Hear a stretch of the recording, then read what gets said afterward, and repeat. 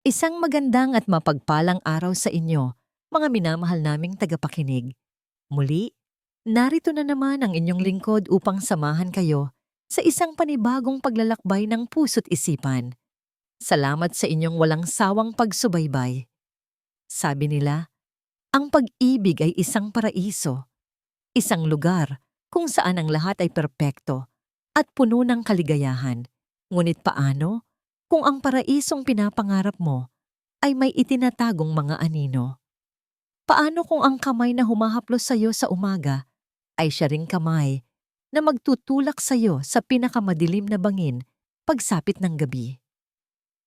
Halina't pakinggan natin ang kwento ni Tala. Isang kwentong susubok sa lahat ng ating paniniwala tungkol sa pag-ibig at pagtitiwala. Sa bawat paggising niya sa umaga, ito ang mundo ni Tala. Ang malambot na haplos ng mamahaling silk na kumot sa kanyang balat. Ang sinag ng araw na dahan-dahang pumapasok sa malawak na bintana ng kanilang silid. At ang matipunong braso ng kanyang asawa na si Dante Montenegro na mahigpit na nakayakap sa kanya. Para kay Tala, hindi ito isang panaginip. Ito ang kanyang katotohanan. Isang perpektong katotohanan. "Good morning, my star," bulong ni Dante sa kanyang tainga. Ang boses nito'y bahagyang paos pa dahil sa bagong gising. Isang matamis na halik ang dumampi sa kanyang balikat. Napangiti si Tala at dahan-dahang iminulat ang kanyang mga mata. Sinalubong siya ng pinakagwapong mukha na sa kanyang paningin ay nilikha sa buong mundo. Ang matangos na ilong, ang makapal na kilay, at ang mga labing tila laging handang bigkasin ang mga salitang gusto niyang marinig. "Good morning, mahal," sagot niya. Ang kanyang kamay ay agad na humaplos sa malago nitong buhok. Dahan-dahang bumangon si Dante at may kinuha sa bedside table, isang tray na may lamang almusal, sariwang orange juice, mainit na pandesal, at ang paborito niyang mangga. "Breakfast in bed for my two loves," sabi ni Dante. Ang isang kamay ay marahang humaplos sa umbok ng kanyang tiyan. 6 na buwan na siyang nagdadalang tao sa kanilang panganay. "Naku Dante, hindi mo naman kailangang gawin to. Baka napagod ka pa," sabi ni Tala. Ngunit ang puso niya'y umaapaw sa kaligayahan. Ganito si Dante. Laging maalaga, laging maalalahanin. Paano siya hindi magiging masaya? Nakatira sila sa isang mansyon na kung tawagin ay Villa Esmeralda, na papalibutan ng karangyaan at higit sa lahat, puno ng pagmamahal. Habang kumakain sila, pinag-usapan nila ang tungkol sa nursery ng kanilang magiging anak. Mga kulay na babagay, mga laruang bibilhin. Sa bawat salita ni Dante, mas lalong nararamdaman ni Tala na siya na ang pinakamaswerteng babae sa buong mundo.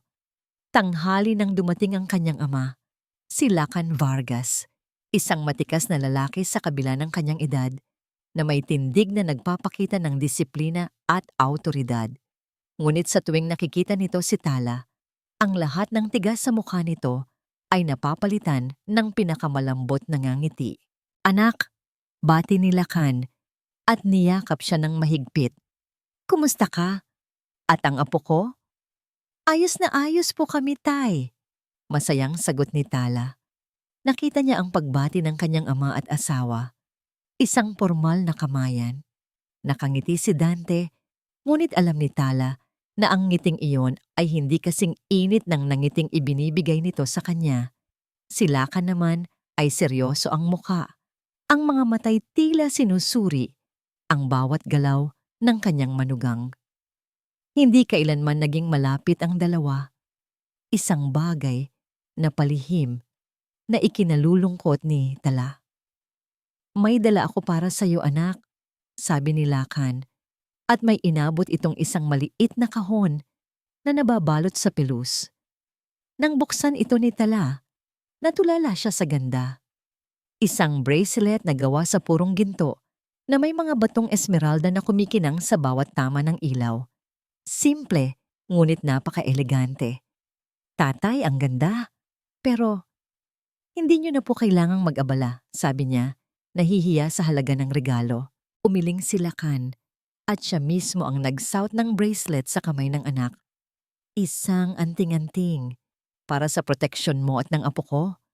Mariing sabi nito, ang mga matay nakatingin ng diretso kay Tala. Huwag mo sanang aalisin ito, anak, kahit kailan. Naramdaman ni Tala ang bigat ng mga salita ng ama. Niyakap niya ito. Salamat po, tatay. Mahal na mahal ko po kayo. Nang makaalis na si Lakan, hinawakan ni Dante ang kamay ni Tala at tiningnan ng bracelet.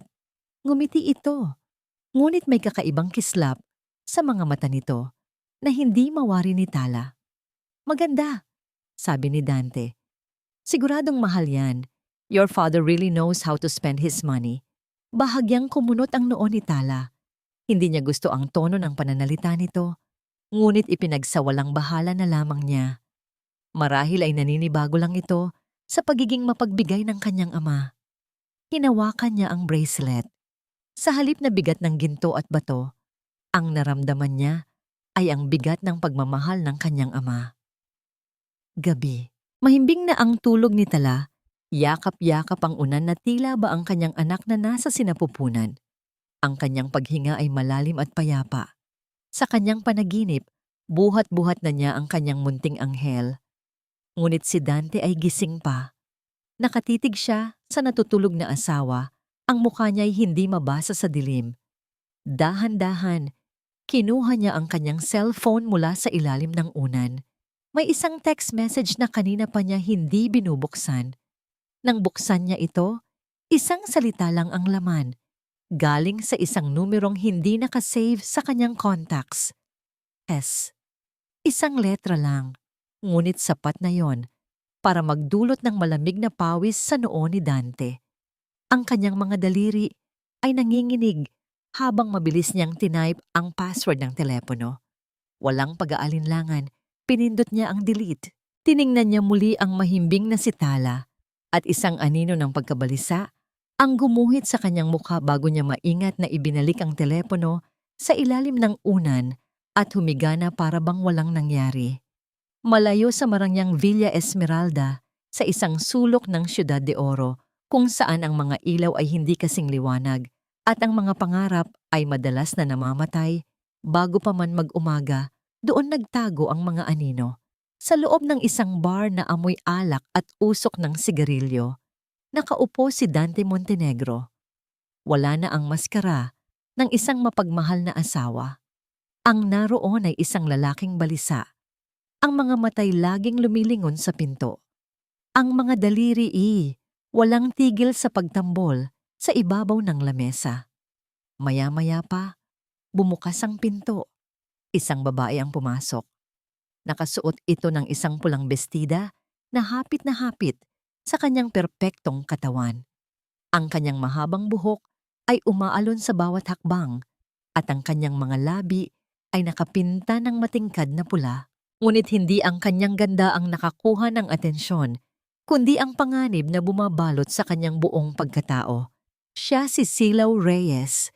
Umupo si Silao sa tapat ni Dante at umorder ng pinakamahal na alak sa bartender. Hindi niya tiningnan si Dante. Sa halip ay abala ito sa pag-aayos ng kanyang buhok gamit ang salamin sa kanyang likuran. Late ka, malamig na sabi ni Dante. Bakit? Masyado ka bang sabik na makita ako? Sagot ni Silao. Isang mapanuyang nangiti ang sumilay sa kanyang mga labi. Sa wakas ay tiningnan niya si Dante at ang kanyang mga mata ay tila kayang tumagos hanggang sa kaluluwa nito. O baka naman, natatakot ka? Bumuntong hininga si Dante at isinuklay ang mga daliri sa kanyang buhok. Silao, hindi ito laro. Malapit na ang deadline na ibinigay nila sa akin. Kung hindi ako makakabayad, alam mo kung anong mangyayari. Tumawa si Silao, isang tawang walang kagalakan. Alam ko, at alam ko rin na hanggang ngayon ay wala ka pa rin ginagawa. Patuloy ka pa rin sa paglalaro mo bilang perpektong asawa sa perpektong asawa mo. Nakakasuka. Hindi ganun kadali. Giit ni Dante, bahagyang tumaas ang boses. Buntis siya, Silaw. Paano ko gagawin yun? Oo. Ang munting tagapagmana, sabi ni Silaw. Ang bawat salita ay may bahid ng lason. Hindi ba't mas maganda ngayon? Mas madali siyang kontrolin. Mas madali siyang paiikutin. Lumapit siya sa lamesa. Ang kanyang mukha ay ilang pulgada na lang mula kay Dante. Kailangan mo ng pera, Dante, at ang pera ay nasa kanya. Panahon na para kunin kung ano ang dapat na sayo. Ibinaba ni Silaw ang kanyang tingin. Naihanda ko na ang lahat. May alam akong lugar sa Distrito Lagim. Isang abandonadong bodega. Walang makakahanap sa inyo doon. Ang kailangan mo lang gawin ay dalhin siya. Napailing si Dante. Hindi ko kaya. Hindi mo kaya? Bulong ni Silaw. Ang kanyang boses ay mapanganib. O baka naman natutunan mo ng mahalin ang bituin mo? Baka nakalimutan mo na kung sino ang kasama mo nung nasa putikan ka pa lang?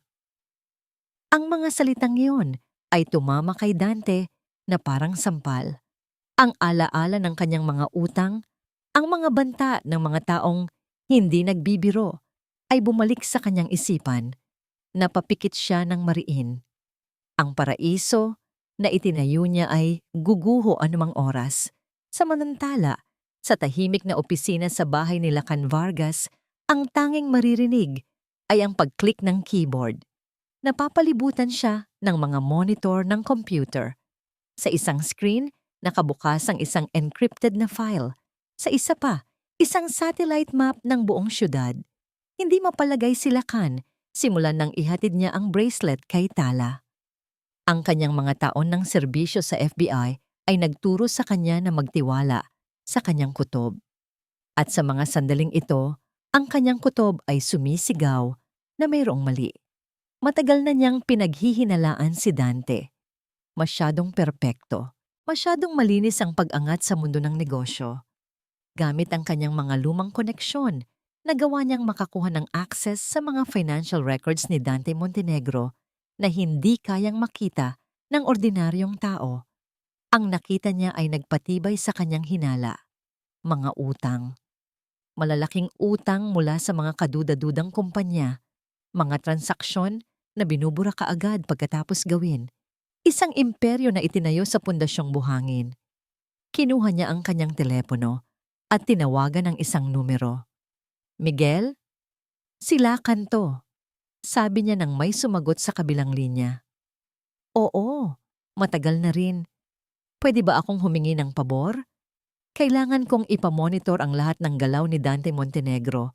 Bawat tawag, bawat kilos. Oo. Importante ito, sangkot dito ang anak ko. Pagkatapos ng tawag, sumandal si Lacan sa kanyang upuan at napatingin sa larawan ni Tala na nasa kanyang lamesa. Isang larawan noong bata pa ito, nakangiti habang nakakandong sa kanya. Isang pangako ang binitiwan niya sa sarili noon. Poprotektahan niya ang ngiting iyon kahit anong mangyari. At isang pangako iyon na hindi niya kailanman sisirain. Bumalik sa madilim na bar, may inilabas si Silaw mula sa kanyang maliit na purse. Isang maliit na bote na may lamang likido na walang kulay. Maingat niya itong inilapag sa lamesa. Ano yan? Tanong ni Dante. Ang solusyon sa pag-aalinlangan mo. Sagot ni Silaw, itinulak ang bote palapit kay Dante. Ito ang pampatulog. Isang patak lang sa inumin niya at magiging madali ang lahat. Walang sigaw, walang palag. Dadalhin mo lang siya sa lugar na sasabihin ko.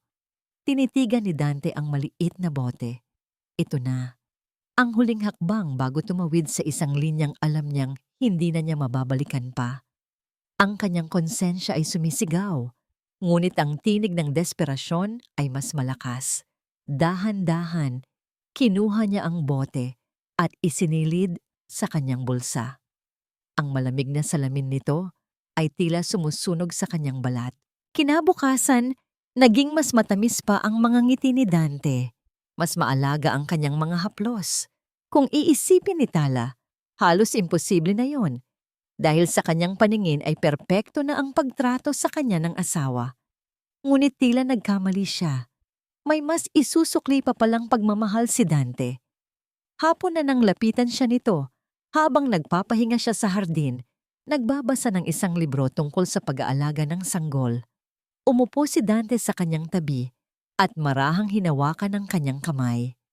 Mahal, panimula nito, ang boses ay puno ng pananabik. May sorpresa ako sa'yo. Agad na napangiti si Tala. Ano na naman yan, Dante? Araw-araw mo na lang yata akong sinusorpresa.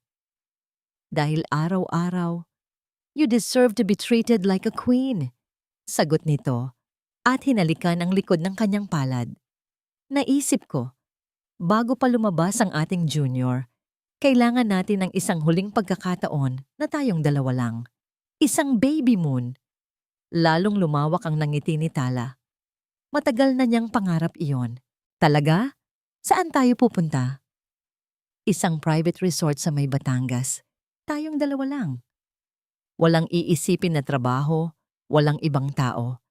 Tanging tunog lang ng alon at ang pagmamahalan natin. Paglalarawan ni Dante at sa galing nitong magsalita, halos nakikita na ni Tala ang buhangin sa kanyang mga paa. Nakabook na ako. Bukas ng umaga ang alis natin. Bukas na agad? Gulat niyang tanong, ngunit ang puso niya ay tumatalon sa tuwa. Pero hindi pa ako nakakapag-impake. Ako na ang bahala sa lahat, sabi ni Dante. Ang gusto ko lang gawin mo ay mag-relax. You've been very tired lately. Tama si Dante. Sa ika-6 na buwan ng kanyang pagbubuntis, madalas na siyang makaramdam ng pagod. Ang alok na ito ay parang isang biyaya mula sa langit. Niyakap niya ang asawa ng mahigpit. Salamat, mahal. You always know what I need. Pumasok sila sa loob ng mansyon at sinabi ni Dante na ipagtitimpla siya ng paborito niyang fresh mango juice para ay sila celebrate ang kanilang nalalapit na bakasyon. Habang nakaupo si Tala sa sala, abala sa pag-iisip ng mga damit na dadalhin, narinig niya ang tunog ng blender mula sa kusina. Sa loob ng kusina, panandali ang tumalikod si Dante. Mula sa kanyang bulsa, maingat niyang kinuha ang maliit na bote na ibinigay ni Silaw. Ang kanyang mga kamay ay bahagyang nanginginig. Napatingin siya sa sala kung saan nakaupo ang kanyang walang kamalay-malay na asawa. Isang tinig sa kanyang isipan ang sumisigaw na itigil na ang kahibangang ito. Ngunit ang imahe ng kanyang mga pinagkakautangan, ang mga banta sa kanyang buhay, ay mas malakas. Mabilis niyang binuksan ang bote. Isang patak. Isang patak lang ang nahulog sa baso ng mango juice bago niya ito hinalo sa blender. Ang likido ay agad na natunaw. Walang iniwang bakas, walang amoy. Lumabas siya ng kusina. Dala ang isang matangkad na baso ng malamig na mango juice na may ngiti pa rin sa kanyang mga labi. Here you go, my star, sabi niya. Inabot ang baso kay Tala. Wow, aambango. Masayang sabi ni Tala. Kinuha niya ang baso at uminom. Sarap. You make the best mango juice, mahal. Anything for you, sagot ni Dante. Umupo sa tabi niya, ngunit ang kanyang mga mata ay nakatutok sa baso. Binabantayan ang bawat lagok ng kanyang asawa. Inubos ni Tala ang inumin. Pagkatapos, sumandal siya sa balikat ni Dante. Nakaramdam ng bigla ang antok. Inaantok na yata ako bigla, sabi niya.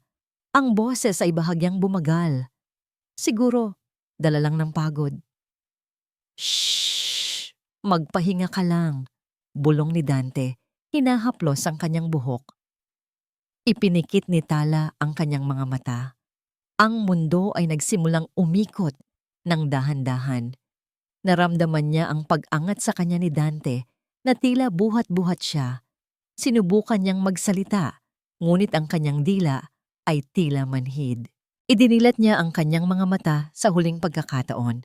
Nakita niya ang mukha ni Dante na nakatitig sa kanya. Ngunit merong mali.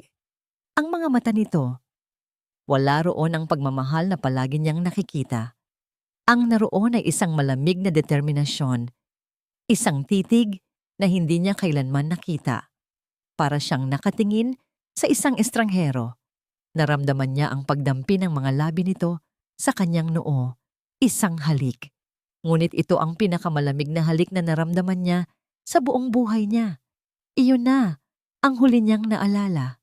Pagkatapos, ang lahat ay nilamon na ng kadiliman. Ang unang pumasok sa kamalayan ni Tala ay ang sakit. Isang matinding sakit sa kanyang ulo na tila may mabigat na bagay na paulit-ulit na ipinupukpok dito. Kasunod nito ay ang lamig. Hindi ang lamig ng aircon sa kanilang silid, kundi isang mamasa-masang lamig na tumatagos hanggang sa kanyang mga buto. Dahan-dahan niyang sinubukang imulat ang kanyang mga mata. Malabo. Isang ilaw lang mula sa isang bumbilyang walang takip ang nagbibigay liwanag sa madilim na paligid. Nang subukan niyang igalaw ang kanyang mga kamay para haplusin ang kanyang sentido, naramdaman niya ang mahigpit na tali sa kanyang mga pulsuhan. Doon nagsimulang bumilis ang tibok ng kanyang puso. Ginalaw niya ang kanyang mga paa. Nakatali rin. Nakaupo siya sa isang matigas at malamig na upuan na gawa sa bakal. Anong nangyayari? Nasaan siya? Ang huli niyang natatandaan ay ang matamis na mango juice na inihanda ni Dante. Ang biglaang pagkaantok. Ang malamig na halik. Dante? Mahina niyang tawag. Ang boses niya'y garalgal. Walang sumagot. Ang tanging narinig niya ay ang sarili niyang humihingal na paghinga. Sinubukan niyang libutin ang tingin ng paligid. Ang amoy. Amoy ng kalawang at basang lupa. Mga pader na gawa sa yero, ang iba'y may butas na. Mga kahon na nakatambak sa isang sulok na babalot sa alikabok at sapot ng gagamba. Isang bodega. Isa siyang abandonadong bodega. Biglang nanlaki ang kanyang mga mata sa pag-aalala. Ang anak niya. Agad niyang ibinaba ang kanyang tingin sa kanyang tiyan. Napahinga siya nang maluwag nang makitang naroon pa rin ito, ligtas sa loob niya. Ngunit ang panandaliang ginhawa ay agad na napalitan ng mas matinding takot. Paano siya napunta rito? Sino ang gumawa nito sa kanya? Dante! Tulong! Sigaw niya. Mas malakas na ngayon. Dante, nasaan ka? Isang anino ang gumalaw mula sa pinakamadilim na sulok ng bodega. Dahan-dahan itong humakbang papalapit sa liwanag ng bumbilya. Pamilyar ang tindig, pamilyar ang bawat hakbang. Dante. Bulong ni Tala at isang alon ng ginhawa ang bumalot sa kanya. Narito siya. Ligtas na siya. Siguro ay pareho silang biktima. Dante, salamat sa Diyos. Anong nangyayari? Ayos ka lang ba? Ngunit nang tuluyan ng matamaan ng ilaw ang mukha nito, nawala ang lahat ng ginhawang naramdaman ni Tala. Nakatayo sa harap niya si Dante, ngunit hindi ito ang Dante na kanyang kilala. Wala ang mamahaling suit, napalitan ito ng isang lukot na polo shirt. Ang kanyang buhok ay magulo. At ang kanyang mga mata, ang mga matang iyon na dati puno ng pagsinta, ay blangko ngayon. Malamig. Walang emosyon. Ito ang mga matang nakita niya bago siya mawalan ng malay. Dante, anong ibig sabihin nito? Nalilitong tanong ni Tala. Ang luha ay nagsisimula nang mamuo sa gilid ng kanyang mga mata. Bakit ako nakatali? Magsalita ka. Hindi ito sumagot. Naglakad lang ito palapit at kumuha ng yuwa ng isa pang upuan at umupo sa tapat niya. Tinititigan siya na parang hindi siya nito kilala. Please, Dante. Natatakot ako. Pagmamakaawa ni Tala, ang mga luhay tuluyan ng bumagsak. Sabihin mo sa akin kung anong nangyayari. Ang baby natin, kailangan nating makaalis dito. Sa pagbanggit niya ng sanggol, isang kislap ang dumaan sa mga mata ni Dante. Ngunit hindi ito awa. Isang bagay itong mas madilim. Sa wakas, nagsalita ito. Tumahimik ka, sabing nito. Ang boses ay kasing lamig ng bakal na upuan. Para siyang sinaksak sa dibdib. Nagpatuloy siya sa pag-iyak. Sa pagtawag sa pangalan nito, umaasang ang Dante na minahal niya ay bigla na lang babalik. Naiinis na tumayo si Dante. May kinuha siyang isang folder mula sa ibabaw ng isa sa mga kahon at ibinato ito sa paanan ni Tala. Kumalat ang mga dokumento sa maruming sahig. "Pirmahan mo yan, Tala," utos nito. Ang boses ay walang kabuhay-buhay. "Ilipat mo sa akin ang lahat." Hindi maintindihan ni Tala. Tiningnan niya ang mga papel, mga legal na dokumento, mga deed of sale, mga transfer of assets. Ang pangalan niya at ang mga ari-ariang minana niya sa kanyang ina ay nakasulat doon. "Ano? Ano to? Isang biro ba to, Dante?" Tanong niya, hindi makapaniwala. "Sabihin mong nagbibiro ka lang." Hindi ito sumagot. Pinulot nito ang isang papel at isang ballpen at idiniin ito sa kamay ni Tala na nakatali. Doon sa amoy ng kalawang at sa ilalim ng liwanag ng nag-iisang bombilya, nagsimulang mamatay ang paraisong pinaniwalaan ni Tala. Ang lalaking pinangakuan niya ng habambuhay ay hindi ang kanyang tagapagligtas. Siya ang kanyang bangungot. Habang pinipilit niyang intindihin ang lahat, isang boses ng babae ang biglang umalingaw-ngaw mula sa dilim. Isang boses na puno ng panunuya at tagumpay. "Huwag ka nang umarte, Tala. Hindi bagay sa'yo." Mula sa likuran ni Dante, lumabas ang isang pamilyar na anino. Suot ang isang pulang bestida na tila apoy sa gitna ng kadiliman. Si Silaw, ang babaeng ipinakilala sa kanya ni Dante bilang business partner nito. Parang isang suntok sa sikmura ang paglitaw ni Silaw mula sa dilim. Napatingin si Tala mula sa babae, pabalik sa kanyang asawa at muli sa babae. Ang mga piraso ng palaisipan na matagal nang nagkalat sa kanyang isipan, ang mga gabing ginagabi ng wisidante, ang mga biglaang business trips, ang amoy ng pabango ng babae na minsay naamoy niya sa damit nito. Lahat ay biglang nabuo sa isang iglap. Isang nakakapangilabot at karimari-marim na larawan. "Silaw!" Hirap na bigkas ni Tala. "Anong ginagawa mo rito? Dante, anong ibig sabihin nito?" Isang mapaklang tawa ang kumawala sa mga labi ni Silaw. Lumakad ito paikot kay Tala na parang isang hayop na sinusuri ang kanyang biktima bago ito lapain. Hinawakan nito ang buhok ni Tala at sa pilitang itiningala ang kanyang mukha. "Ano sa tingin mo, Tala?" tanong ni Silaw. Ang bawat salita ay puno ng lason. "Nagulat ka ba? Nagulat ka bang malaman na habang nilalaro mo ang papel ng isang perpektong asawa sa inyong perpektong palasyo, si Dante ay nasa mga kamay ko, na ang mga gabing sinasabi niyang may meeting siya ay mga gabing magkasama kami sa kama?" Bawat salita ay parang isang punyal na paulit-ulit na itinarak sa puso ni Tala. Nilingon niya si Dante, naghahanap ng kahit anong pagtanggi, kahit isang senyales na kasinungalingan ang lahat ng ito. Ngunit si Dante ay nanatiling tahimik, nakaiwas ng tingin, tila isang duwag na nagtatago sa likod ng kasalanan. Ang kanyang pananahimik, ang pinakamasakit na kumpirmasyon. "Bakit?" Hikbi ni Tala. Ang kanyang boses ay basag na. "Bakit niyo to ginagawa sa akin? Dante, mahal kita." "Pag-ibig?" Muling tumawa si Silaw. "Huwag kang magpatawa, Tala. Pera. Yun ang dahilan. Ang pera na ipinanganak ka na mayroon habang kaming dalawa ni Dante ay naghirap para makuha. Hindi yan totoo." Sigaw ni Tala. Ang takot ay napapalitan na ng galit. "Mayaman ka, Dante. Matagumpay ka. Bakit mo kailangan gawin to?" Sa wakas, nagsalita si Dante. Ang kanyang boses ay puno ng pait at desperasyon. "Matagumpay? Isang malaking kasinungalingan ang lahat. Tala, baon ako sa utang. Ang lahat ng nakikita mo, ang mansyon, ang mga kotse, ang mga alahas, lahat yan ay malapit ng mawala. At ikaw at ang kayamanan mo ang tanging solusyon. Ang pag-amin na yon ay sumira sa lahat ng natitirang pag-asa sa puso ni Tala. Ang lalaking tiningala niya, ang lalaking hinangaan niya, ay isang huwad pala, isang kasinungalingan. Ang buong buhay niya ay isang malaking kasinungalingan. Naalala niya ang kanyang anak. Sa gitna ng kanyang nawawasak na mundo, ang instinct ng isang ina ang nanaig. Hinawakan niya ang kanyang tiyan. Maawa kayo.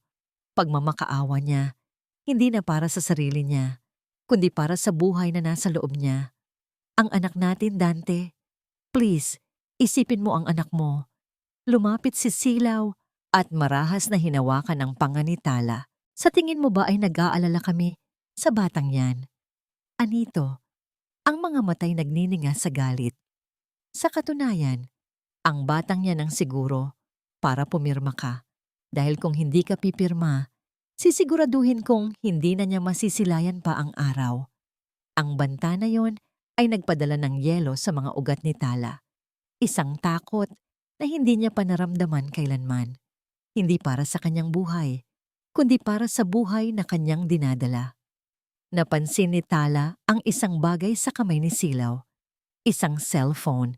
Nakarecord. Kinukunan nito ang bawat segundo ng kanyang paghihirap. Naintindihan niya. Kailangan nila ng pruweba na voluntaryo niyang ibinibigay ang lahat. Sa gitna ng kanyang kawalan ng pag-asa, isang pangalan ang pumasok sa kanyang isipan. Ang tanging tao na alam niyang hindi siya sasaktan. Ang tanging taong alam niyang palaging nariyan para sa kanya. Gamit ang lahat ng natitirang lakas, tumingala siya. Diretsong nakatingin sa lente ng kamera na hawak ni Silaw.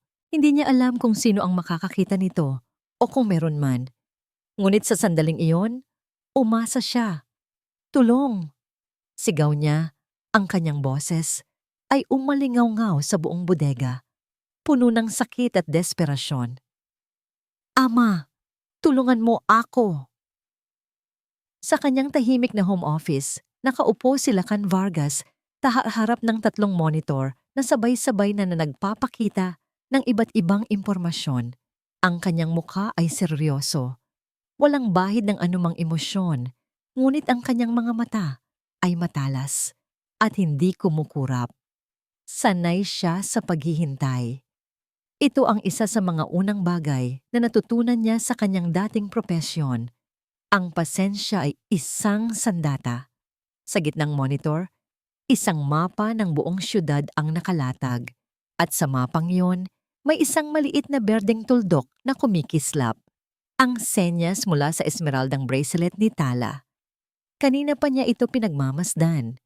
Nakita niya ang pag-alis nito mula sa Villa Esmeralda, ang pagbaybay nito sa highway na papunta sanang Batangas. Ngunit ilang minuto na ang nakalipas, huminto ito. Hindi ito huminto sa isang resort o sa isang restaurant. Huminto ito sa isang lugar na kinunutan ng noo ni Lacan. Gamit ang mouse, zinuum in niya ang lokasyon. Lumitaw ang pangalan sa mapa. Distrito Lagim. Isang luma at halos abandonadong industrial zone sa pinakaliblib na bahagi ng syudad.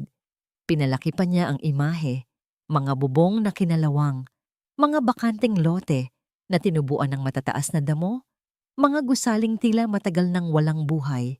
Isang malamig na kaba ang biglang gumapang sa kanyang dibdib. Anong ginagawa ng kanyang anak doon? Kinuha niya ang kanyang telepono at mabilis na dinial ang numero ni Tala. Isang ring, 2, 3. Pagkatapos, ang boses ng operator ang kanyang narinig. The number you have dialed is currently unavailable. Please try your call again later. Hindi siya nagpanik. Sinubukan niya ulit. Ganoon pa rin. Sinubukan niyang tawagan si Dante. Ganoon din. Unavailable. Ang kanyang paghinga ay bumigat. Baka nalobat lang, sabi ng isang bahagi ng kanyang isipan. Baka walang signal, ngunit ang boses ng kanyang karanasan bilang isang ahente ay mas malakas. Hindi ito tama. Mayroong mali. Tumayo si Lacan. Ang pagiging isang mapagmahal na ama at ang pagiging isang bihasang investigador ay nagsanib sa iisang katauhan. Naglakad siya papunta sa isang lumang aparador na gawa sa kahoy. Sa likod ng mga nakasabit na damit, may isang sikretong pinto. Binuksan niya ito at bumungad sa kanya ang isang maliit na kwarto na puno ng mga gamit mula sa kanyang nakaraan. Mula sa isang metal na kahon na nababalot sa alikabok, kinuha niya ang ilang specialized na kagamitan at isang maliit, itim na handgun, ang kanyang lisensyadong baril na matagal na niyang hindi nahahawakan. Isinukbit niya ito sa tagiliran, sa ilalim ng kanyang jacket, kung saan walang sino mang makakakita. Bumalik siya sa harap ng kanyang mga monitor. Tinitigan niya ang berdeng tuldok na hindi pa rin gumagalaw. Ang kanyang anak ay nandoon, nag-iisa at nanganganib. Kinuha niya muli ang kanyang telepono, ngunit iba ng numero ang kanyang tinawagan. "Miguel, sila Kanto," sabi niya. Ang kanyang boses ay kalmado, ngunit may bigat ng awtoridad. May sumagot sa kabilang linya. "Oo, matagal na rin. Pwede ba akong humingi ng pabor? Kailangan kong ipamonitor ang lahat ng galaw ni Dante Montenegro." "Hindi, may mas importante pa. May emergency. Kailangan ko ng backup sa Distrito Lagim, Block 7, sa tapat ng lumang pagawaan ng bakal. Ang anak ko ang sangkot." Walang pag-aalinlangan sa boses ni Miguel. "Copy, Lakan. Papunta na kami." Pagkababa ng tawag, handa na sanang umalis si Lakan nang mapako ang kanyang tingin sa application na nagtatrack sa bracelet. Sa gilid ng mapa, may isang maliit na icon na hindi niya pa nagagamit kailanman. Isang icon ng mikropono. Sa ilalim nito ay may dalawang salita. Audio record. Isang special feature na siya mismo ang nagdisenyo para sa pinakamatitinding emergency. Huminga siya ng malalim. Ang kanyang puso ay kumakarera, ngunit ang kanyang kamay ay hindi nanginginig. Gamit ang kanyang daliri, pinindot niya ang icon. Isang maliit na pulang ilaw ang umilaw sa screen, isang senyales na ang bawat tunog, bawat salita, bawat hikbi sa paligid ng kanyang anak ay naririnig na ngayon ng mundo. Ang desperadong sigaw ni Tala na ama ay tila isang malakas na sampal sa mukha ni Silaw. Bigla ang mapanuyang nangiti sa kanyang mga labi ay nawala, napalitan ng isang itsurang puno ng galit at pagkamuhi. Ang pagbanggit sa pangalan ni Lakan Vargas ay tila nagbukas ng isang sugat na matagal na niyang itinatago. "Ang ama mo?" Halos pabulong na sabi ni Silaw, ngunit ang bawat salita ay puno ng bagsik. "Huwag na huwag mong babanggitin ang pangalan ng tatay mo sa harapan ko." Lumapit siya kay Tala at hinawakan ito ng mahigpit sa braso. Ang kanyang mga kuko ay bumaon sa balat nito. "Ang magiting mong ama, ang bayani mong ama. Alam mo ba kung anong ginawa niya sa pamilya ko, Tala? Alam mo ba?" Nalilito si Tala. Wala siyang maintindihan. "Ano? Anong sinasabi mo?" "Ang tatay ko." Nagsimulang magkwento si Silaw. Ang kanyang boses ay nanginginig sa galit na matagal nang kinikimkim. "Siya ang business partner ng pamilya mo noon. Matagal na panahon na. Magkaibigan sila. Magkasosyo. Ngunit ang tatay mo, ang matapat mong ama, ay masyadong sakim sa kapangyarihan. Gumawa siya ng paraan para palabasin na ang tatay ko ay isang magnanakaw, isang manloloko." Ang mga alaala ay bumalik kay Tala. Isang malabong imahe mula sa kanyang pagkabata. Isang iskandalo, isang pamilyang nawasak. Ngunit ang alam niya ayon sa kwento ng kanyang ama, ito ay isang kaso ng hustisya. "Hindi yan totoo," pagtatanggol ni Tala. "Ang tatay mo ang nanloko sa kumpanya." Isang malutong na sampal ang dumapo sa pisngi ni Tala. "Tumahimik ka," sigaw ni Silaw. Ang kanyang mukha ay namumula na sa galit. "Dahil sa tatay mo, nakulong ang ama ko. Namatay siya sa loob ng kulungan na parang isang aso. Ang pamilya namin, nawalan ng lahat. Napunta kami sa kalsada habang ikaw at ang pamilya mo ay patuloy na nagpapakasasa sa yaman na dapat ay sa amin din. Kaya huwag kang umarte na parang biktima ka rito, Tala. Dahil ang lahat ng ito, ang lahat ng paghihirap mo ngayon, kulang pa iyan sa pinagdaanan ko." Ngayon, naintindihan na ni Tala Ang lahat. Hindi lang ito tungkol sa pera. Ito ay paghihiganti. Isang personal na krusada laban sa kanya at sa kanyang ama. Nilingon niya si Dante na ngayon ay mas lalong hindi mapakali. Ang usapan ay lumalayo na sa orihinal na plano. Dante, alam mo ba to? Tanong ni Tala. Hindi mahalaga yan. Mabilis na sagot ni Dante. Ang pawis ay nagsisimula nang mamuo sa kanyang noo. Ang kanyang mga pinagkakautangan. Sila ang mas mahalaga. Ang importante ay pumirma ka na. Hindi, sagot ni Tala. Isang bagong tapang ang biglang umusbong sa kanyang puso. Pinalakas ng katotohanang ipinaglalaban niya hindi lang ang kanyang yaman, kundi ang dangal ng kanyang ama. Hinding-hindi ako pipirma. Ang pagtangging iyon ay ang huling bagay na gustong marinig ni Dante. Ang kanyang pagtitimpi ay biglang nawala. Hinablot niya ang buhok ni Tala at sa pilitang iniharap sa kanya. Wala kang pagpipilian, sigaw ni Dante. Ang kanyang boses ay basag sa takot at galit. Hindi mo naiintindihan. May mga taong naghihintay sa perang yan. Mga taong hindi nagdadalawang isip na pumatay.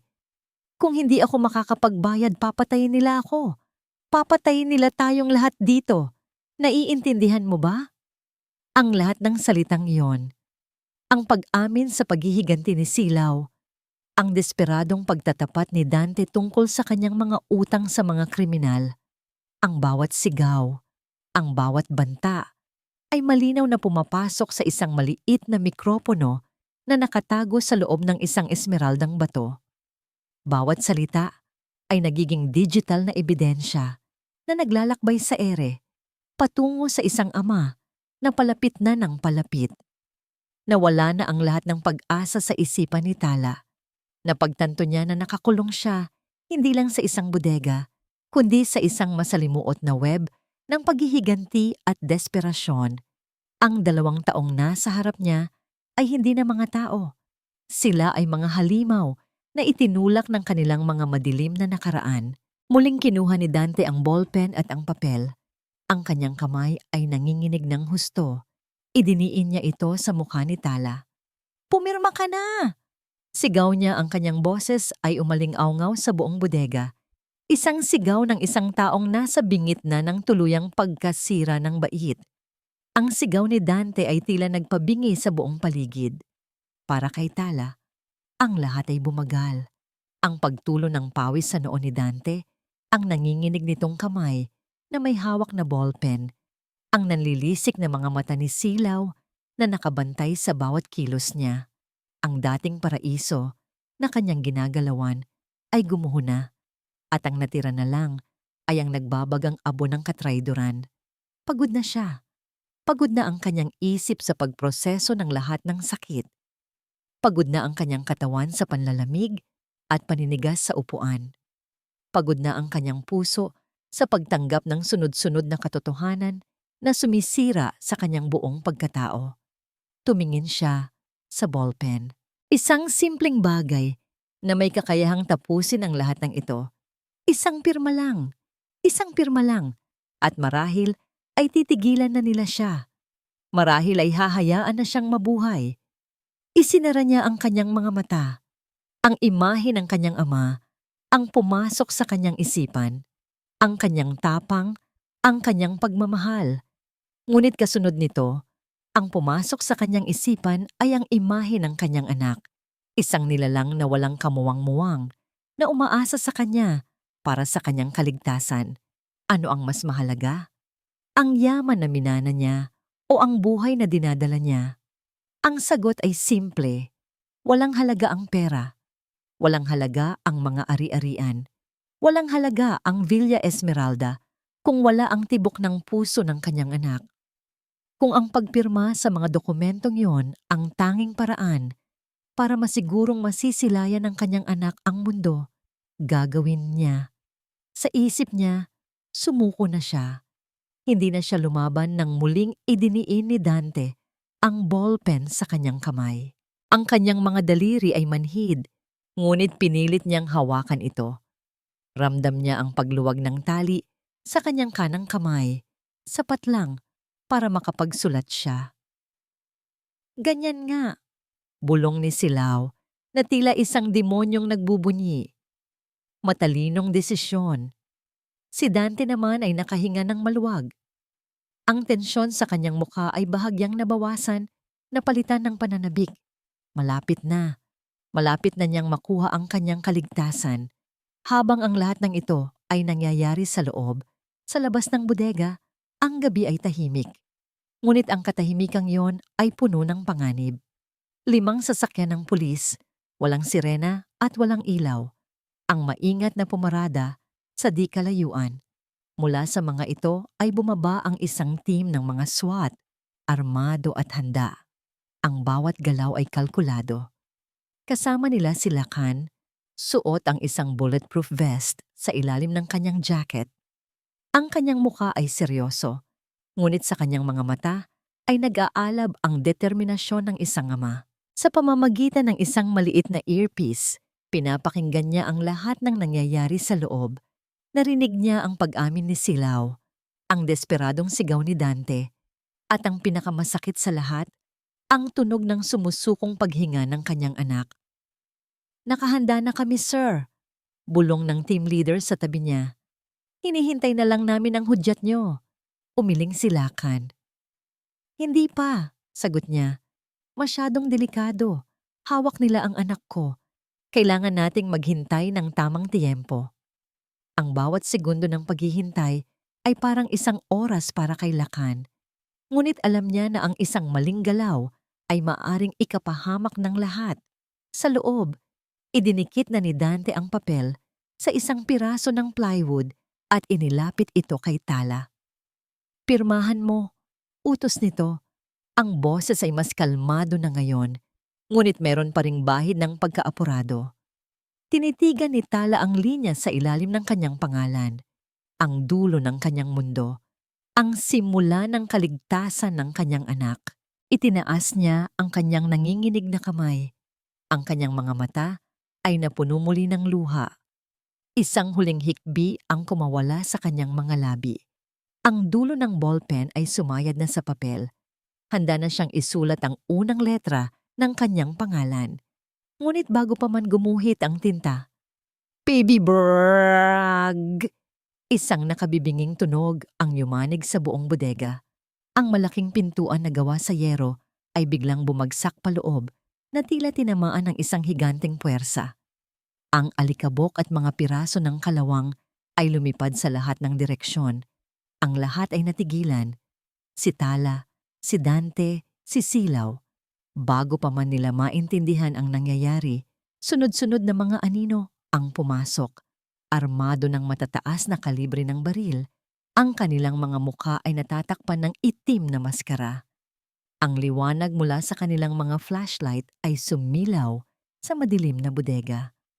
Ang pag-asa, na akala ni Tala ay tuluyan ng namatay, ay biglang nabuhay.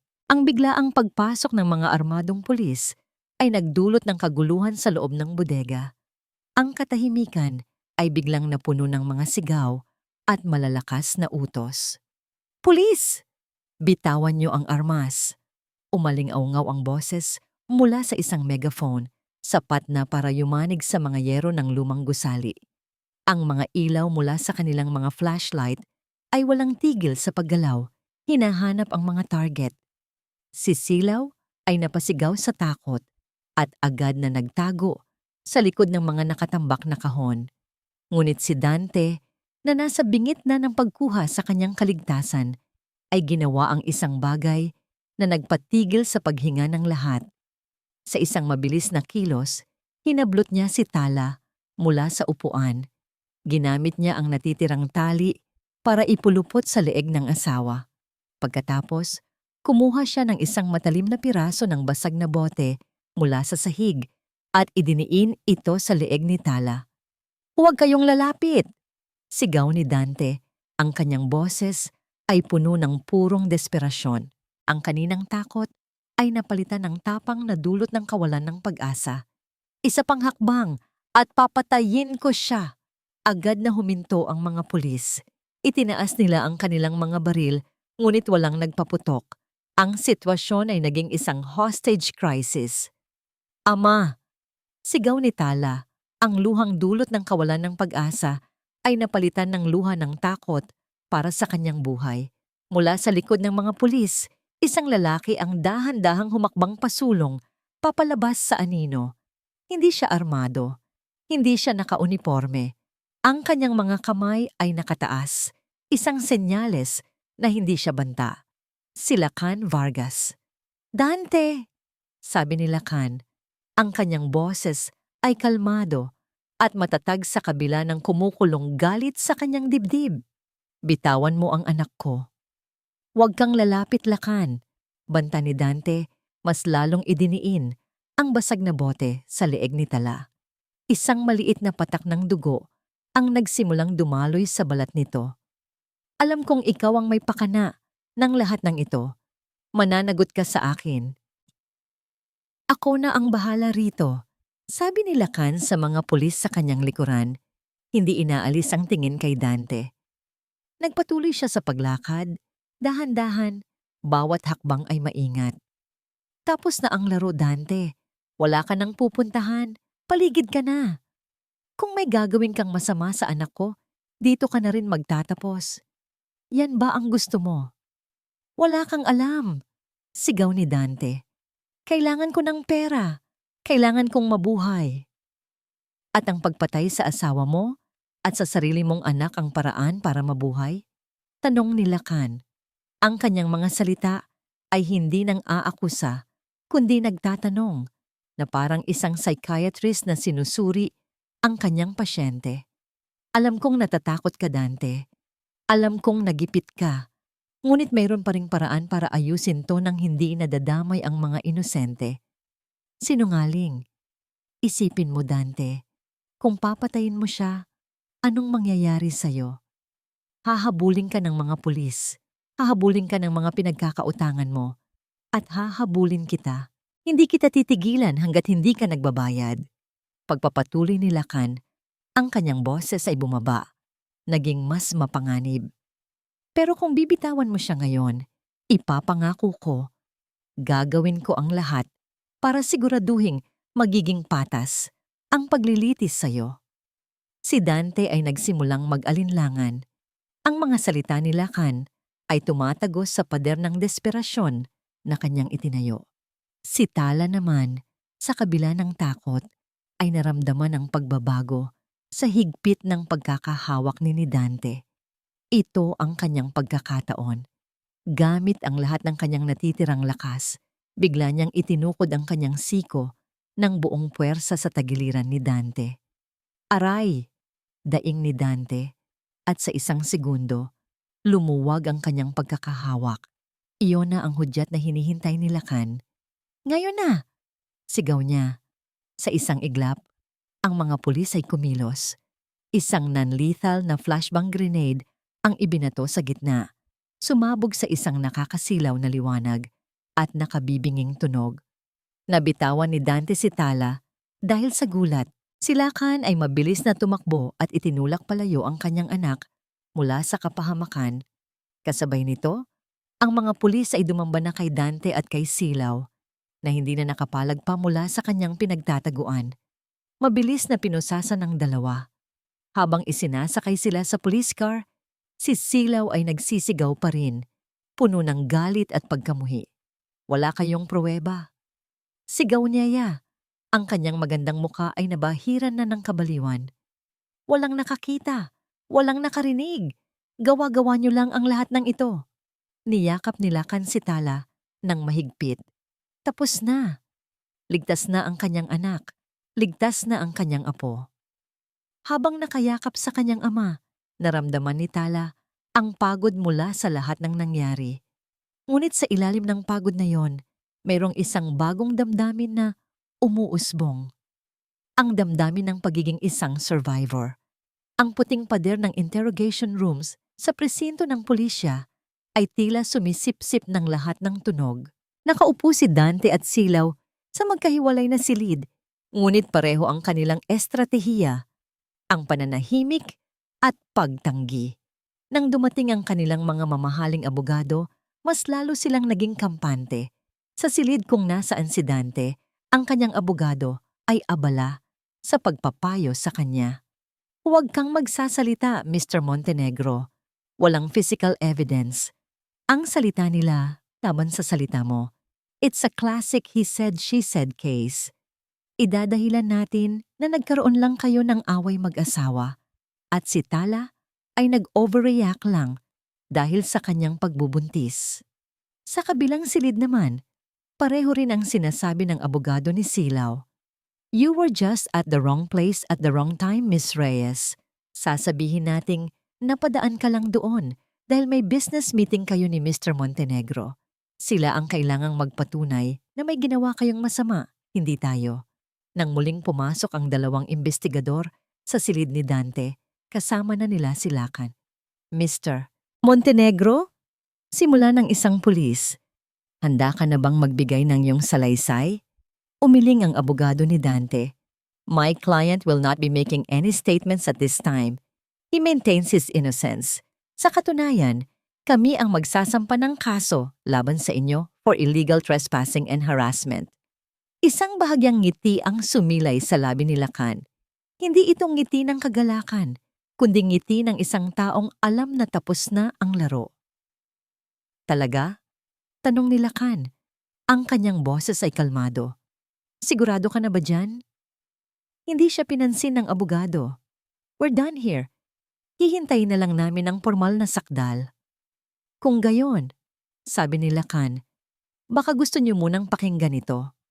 Dahan-dahan, kinuha ni Lacan ang kanyang cellphone mula sa kanyang bulsa. Ipinatong niya ito sa gitna ng metal na lamesa. Tiningnan siya ng abogado ni Dante na may pagtataka. Pinindot ni Lacan ang screen ng telepono. Sa una, tanging mahinang ugong lang ang maririnig. Ngunit maya-maya pa, huwag ka nang umarte, Tala. Hindi bagay sa'yo. Ang boses ni Silaw. Malinaw na malinaw. Ang mukha ni Dante ay biglang namutla. Ang kanyang abogado ay napakunot noo. Pera. Yun ang dahilan. Baon ako sa utang. Ang lahat ng nakikita mo. Ang mansyon, ang mga kotse, ang mga alahas. Lahat yan ay malapit nang mawala. Ang desperadong pag-amin ni Dante. Ang kanyang bawat salita ay tila isang matulis na karayom na tumutusok sa katahimikan ng silid. Yang batang yan ang siguro para pumirma ka. Dahil kung hindi ka pipirma, sisiguraduhin kong hindi na niya masisilayan pa ang araw. Ang malupit na banta ni Silaw at ang pinakamatibay sa lahat. Dahil sa tatay mo, nakulong ang ama ko. Namatay siya sa loob ng kulungan na parang isang aso. Kulang pa yan sa pinagdaanan ko. Ang buong motibo, ang paghihiganti, ang lahat ng kasinungalingan ay natunaw sa harap ng hindi maitatangging katotohanan ng kanilang sariling mga boses. Nang matapos ang recording, isang nakabibinging katahimikan ang bumalot sa silid. Si Dante ay nakayuko. Ang kanyang mga siko ay nakapatong sa lamesa. Ang kanyang mukha ay nakatago sa kanyang mga palad.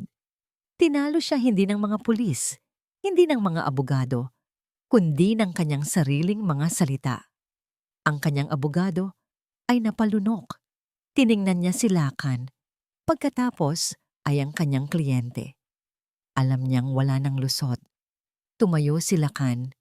Bago siya tuluyang lumabas ng silid, huminto siya sa tapat ni Dante. Hindi niya ito tiningnan ng may galit, kundi ng may halong awa at pagkadismaya.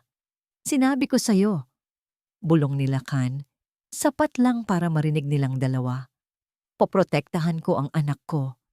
Pagkalabas ni Lacan, naiwan sa loob ang isang abogadong hindi na alam ang gagawin at ang isang kliyenteng nawalan na ng lahat.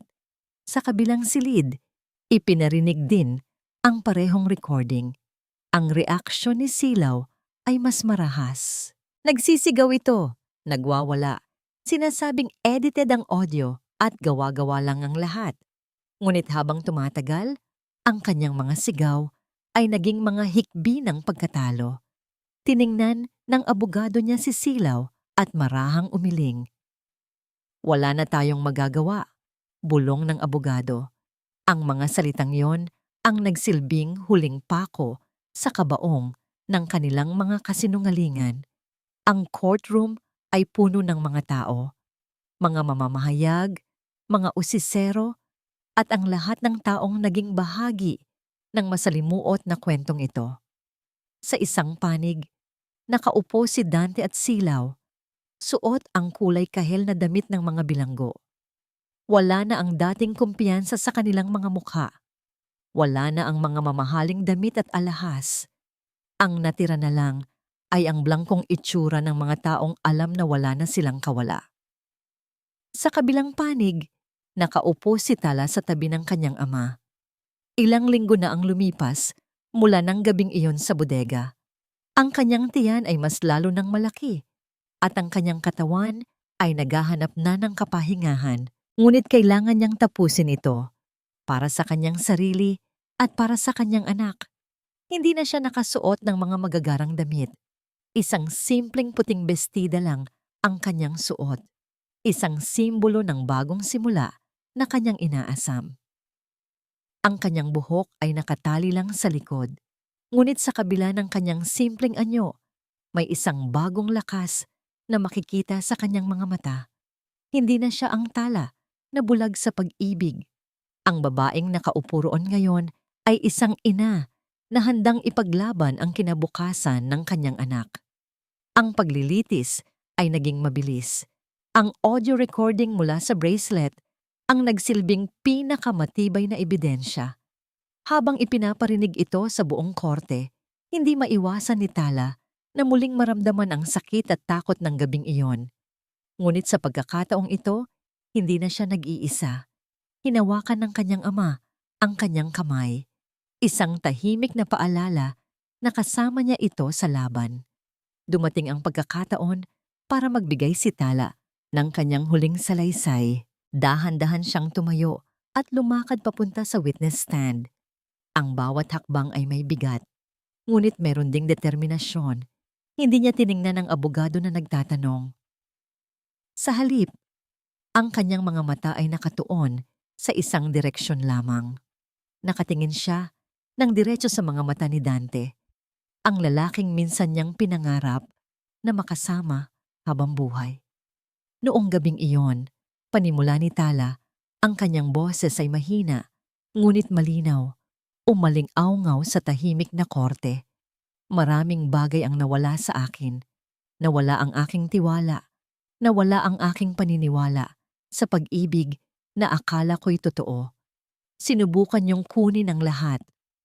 Bumagsak ang isang butil ng luha mula sa kanyang mata, ngunit mabilis niya itong pinunasan. Ninakaw niyo ang tiwala ko.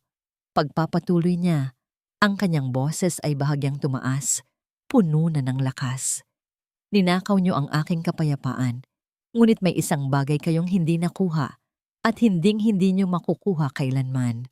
Huminga siya ng malalim at ang kanyang kamay ay marahang humaplos sa kanyang sinapupunan. Hindi niyo mananakaw ang kinabukasan ko at ng aking anak. Pagkatapos ng kanyang mga salita, wala nang tanong ang sinuman. Ang katotohanan ay malinaw na parang sikat ng araw. Tumayo ang hukom. Ang lahat sa loob ng courtroom ay tumayo rin. Ang tunog ng pagbagsak ng gavel ang tanging maririnig. Sa mga kasong kidnapping, attempted extortion, at grave threats, ang korteng ito ay napatunayang sina Dante Montenegro at Silaw Reyes ay guilty. Isang malakas na bulungan ang pumuno sa silid. Ang hatol sa kanila ay 30 taong pagkakakulong nang walang posibilidad ng parol. Ang tunog ng gavel ay muling bumasag sa katahimikan. Tapos na. Ang hustisya ay naibigay na. Habang inilalabas ng mga pulis si Dante at Silaw, ang kanilang mga mata ay nagtagpo sa huling pagkakataon. Sa mga mata ni Dante, wala nang galit. Wala nang pagmamahal. Ang naroon na lang ay isang malalim at nakalulunod na kawalan. Ang itsura ng isang taong tuluyan ng nawala ang lahat, kasama na ang kanyang kaluluwa. Inalis ni Tala ang kanyang tingin. Wala na siyang pakialam. Inalalayan siya ng kanyang ama palabas ng korte. Paglabas nila, sinalubong sila ng liwanag ng araw. Napapikit si Tala. Ninamnam ang init nito sa kanyang balat. Huminga siya ng malalim. Isang paghingang malaya sa bigat ng nakaraan. Inilagay niya ang kanyang kamay sa kanyang tiyan. At sa unang pagkakataon, sa loob ng napakatagal na panahon, isang tunay at payapang ngiti ang sumilay sa kanyang mga labi. Lumipas ang 3 buwan. Ang malamig at malawak na Villa Esmeralda ay isa na lamang alaala. Ang lahat ng ari-arian na naging simbolo ng isang huwad na paraiso ay ipinagbili na ni Tala. Ang natira lang sa kanya ay ang mga bagay na tunay na mahalaga. Sa isang mas maliit, ngunit mas maaliwalas na bahay sa isang tahimik na subdibisyon, isang bagong buhay ang nagsimula. Ang mga pader ay kulay puti at ang mga bintana ay laging bukas. Hinahayaang pumasok ang sinag ng araw at ang sariwang hangin. Sa halip na mga mamahaling palamuti, ang bahay ay napuno ng mga larawan. Mga larawan ni Tala noong bata pa siya. Mga larawan ng kanyang mga magulang at ang pinakabago sa lahat, ang mga larawan ng isang munting anghel na nagbigay ng bagong kahulugan sa kanyang buhay. Luz, bulong ni Tala habang marahan niyang idinuyan ang kanyang anak sa kanyang mga bisig. Isang malusog na batang lalaki na may mga matang kasing liwanag ng mga bituin. Pinangalanan niya itong Luz na ang ibig sabihin ay ilaw. Dahil sa gitna ng pinakamadilim na kabanata ng kanyang buhay, ang kanyang anak ang nagsilbing ilaw na gumabay sa kanya pabalik sa pag-asa. Mula sa kusina, lumabas ang kanyang ama. Si Lakan. Wala na ang bigat at tensyon sa mukha nito na dala ng mga nakaraang buwan. Ang naroon na lang ay ang nangiti ng isang mapagmahal na lolo. May dala itong isang mainit na bote ng gatas. Mukhang may nagugutom na. Sabi ni Lakan, ang kanyang boses ay puno ng lambing. Inabot niya ang bote kay Tala. Habang pinapadede ni Tala ang kanyang anak, umupo si Lakan sa kanyang tabi. Pareho nilang pinanood ang munting si Luz na tila ba ito ang pinakamagandang tanawin sa buong mundo. Kamukha mo siya, nak, sabi ni Lakan. Napangiti si Tala. Sabi nga po nila, pero nakuha niya po ang tapang sa inyo, Tay. Nagkatinginan sila at sabay na natawa. Sa mga nakalipas na buwan, mas lalo silang naging malapit sa isa't isa. Si Lakan ang naging kanyang sandigan, ang kanyang kasama sa bawat check-up, at ang unang taong nakakarga kay Luz nang ito'y easy lang. Masaya ka ba rito, anak? Tanong ni Lakan. Tumingin si Tala sa paligid ng kanilang bagong tahanan. Simple lang ito kumpara sa dati. Ngunit dito, ramdam niya ang kapayapaan. Dito, ramdam niya ang seguridad. Dito, ramdam niya ang tunay na pagmamahal ng isang pamilya. Sobra po, Tay, sagot niya. At sa pagkakataong ito, wala nang bahid ng kalungkutan. Hindi ko na po kailangan ng palasyo. Ang kailangan ko lang po ay narito. Nang makatulog na si Luz, maingat niya itong inilagay sa kuna. Tumayo siya sa tabi ng bintana at tumingin sa labas. Dati, takot siya sa gabi. Takot siya sa dilim. Ito ay nagpapaalala sa kanya ng bodega, ng katrayduran, ng sakit. Ngunit ngayon, habang tinitingnan niya ang mga bituin sa kalangitan, wala na siyang nararamdamang takot. Alam niyang ang mga peklat sa kanyang puso ay mananatili roon. Hindi na ito mabubura. Ngunit natutunan na niyang tanggapin ang mga ito bilang bahagi ng kanyang pagkatao. Ang mga peklat na yon ang nagpapaalala sa kanya hindi ng kanyang kahinaan, kundi ng kanyang pambihirang lakas. Lumapit si Lakan sa kanyang likuran at inakbayan siya. Ikaw ang bituin ko, nak, sabi ni Lakan. Inuulit ang mga salitang madalas nitong sabihin noong bata pa siya. Sumandal si Tala sa kanyang ama. Ang kanyang puso ay puno ng pasasalamat. Tumingin siyang muli sa kanyang natutulog na anak. Hindi lang po ako, bulong niya. May bago na po kayong bituin. Sa ilalim ng tahimik na kalangitan, sa isang simpleng bahay na puno ng pagmamahal, natagpuan ni Tala ang kanyang tunay na paraiso. Hindi ito isang lugar na puno ng karangyaan, kundi isang estado ng pusong payapa at nagmamahal. Alam niyang hindi magiging madali ang bukas. Mag-isa niyang itataguyod ang kanyang anak. Ngunit hindi na siya natatakot dahil alam niyang pagkatapos ng pinakamadilim na gabi, ang umaga ay palaging darating. At sa umagang iyon, siya at ang kanyang munting ilaw ay sabay na haharapin ang lahat. At dito po nagtatapos ang kwento ni Tala. Isang kwentong nagturo sa atin ng napakaraming bagay. Ang tunay na lakas ay hindi nasusukat sa yaman o kapangyarihan, kundi sa tibay ng puso sa harap ng mga pagsubok. Ipinakita sa atin ni Tala na kahit gaano pa tayo kadilim na kabanata ang ating pagdaanan, palaging mayroong pag-asa. Ang pagmamahal ng isang pamilya, lalo na ng isang magulang, ay isang ilaw na hindi kayang puksain ng anumang kadiliman. At higit sa lahat, ang pinakamahalagang kayamanan na mayroon tayo ay ang kakayahang bumangon, magpatawad sa sarili, at magsimulang muli. Maraming salamat po sa inyong pagsama sa amin sa paglalakbay na ito sa buhay ni Tala. Naway may napulot kayong aral at inspirasyon sa kanyang kwento. Ano po ang pinakagusto ninyong bahagi ng kwento? At anong klaseng kwento naman ang gusto ninyong mapakinggan sa susunod? I-comment nyo lang po sa ibaba. Ang inyong mga opinyon ay napakahalaga po sa amin. Hindi dito nagtatapos ang ating paglalakbay. Marami pa pong kwentong kasing ganda at mas puno ng aral dito sa aming channel. Kung nagustuhan nyo ang kwentong ito, i-like, i-share sa pamilya at mga kaibigan, at mag-subscribe na rin para lagi kayong updated sa mga susunod pa naming kwento.